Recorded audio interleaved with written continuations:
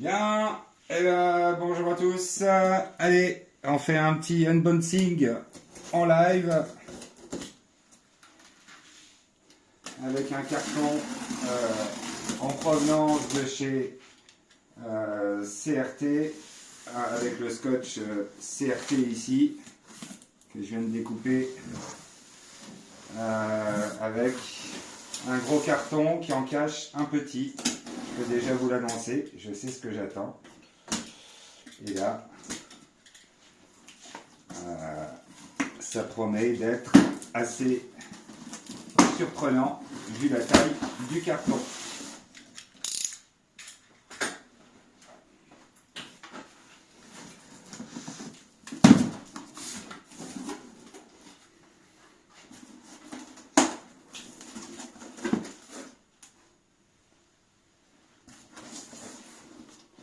Ah, donc, emballage plus que sérieux de chez CRT pour amortir les chocs.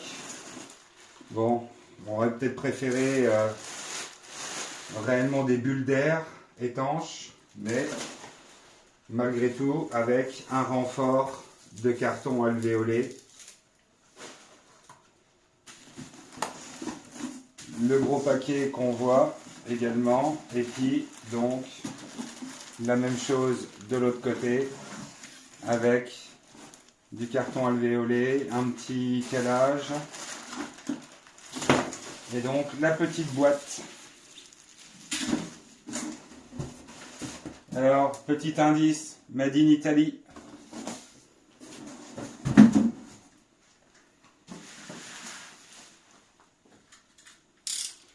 Toujours pareil, réemballé par CRT ici.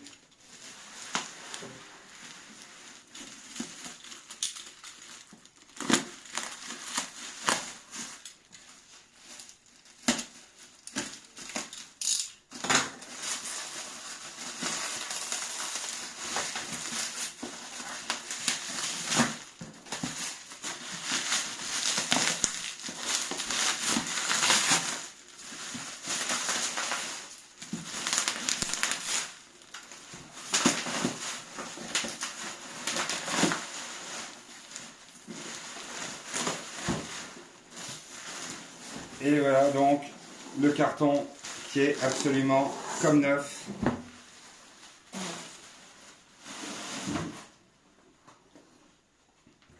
Donc LA 250V de chez RM, donc fabriqué en Italie, numéro de série 08 0323. D'ailleurs, donc j'ai reçu une photo témoignage du test de cet appareil chez CRT avant l'expédition. Vous voyez, le scotch n'est pas verrouillé pour montrer que CRT l'a ouvert. Je suis au courant. En tant que professionnel, ils ont vérifié que le matériel était conforme à la description du fabricant RM en Italie, donc, et donc le LA250V est ni plus ni moins qu'un ampli VHF 200 watts, 140, 150 MHz. Alors donc voilà la documentation publicitaire de chez RM, et ici donc le papier prouvant que le matériel a été testé et vérifié par le technicien le 29 janvier. Nous sommes aujourd'hui le 2 février 2024 et tous les tests sont OK. Et donc on nous précise que les transistors de puissance PA, communément appelés, ne sont pas pris en garantie comme la quasi-totalité des amplis en PA transistorisés. Et donc on nous précise de surtout ne pas dépasser 1.5 de TOS, alors plutôt de ROS, en pleine puissance.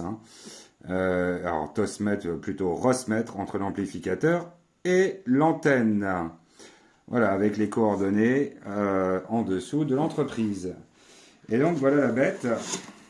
C'est quand même un beau carton, et je peux vous dire que vous voyez la taille de ma main par rapport à un ventilo.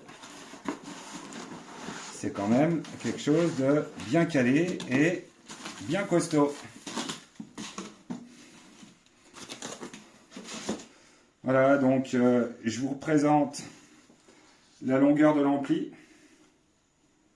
D'accord? Et donc la largeur de l'ampli.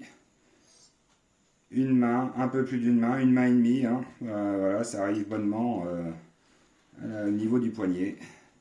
Avec voilà, l'écran digital ici. Le mode, alors je vous en parlerai un petit peu plus tard en mode test. Hein. Là ici on a la mise en route avec la petite LED qui peut s'allumer en cas de défaut de ROS ou en cas d'aversion de polarité. Ici on a le commutateur, que je ne me trompe pas au niveau des bandes. Et donc ici, le bouton Power 0 On. Et donc deux ventilos intégrés, qui ont été intégrés dans la carcasse, qui bénéficient d'un capteur de température à vitesse variable. Voilà les copains, donc belle petite bête. Là ici on peut observer de grandes ailettes de refroidissement. Et pour l'arrière, donc une fiche qui est déjà prévue, sur laquelle il faut prévoir, donc c'est indiqué du 6 mm carré. Et ici, donc, on a le montage chaîne d'un PTT en prise RCA à adapter en fonction des postes, ou sinon installé sur les postes. En ce qui me concerne, c'est pour un 7003 ou pour un 705, donc en VHF, en tout cas le 705. Et j'aurai pas de souci puisque la prise scène est déjà présente sur le 705 avec des prises SO 239. Voilà les amis, et ben en tout cas, voici un heureux, c'est mon cadeau d'anniversaire. Merci ma femme pour ce cadeau d'anniversaire, je n'en demandais pas moins. Je t'en prie. Merci à ma fille qui est montée un petit peu plus haut et puis on va tâcher allez, on va rester raisonnable dans le top 10 du concours du REF le week-end prochain pour le concours VHF. Sachant que je ne fais pas le concours multiple, je fais juste VHF. 73 à tous, F4 JXV 14 GEF 001 Alain, depuis le JN38 Mike Sierra. 73 à tous.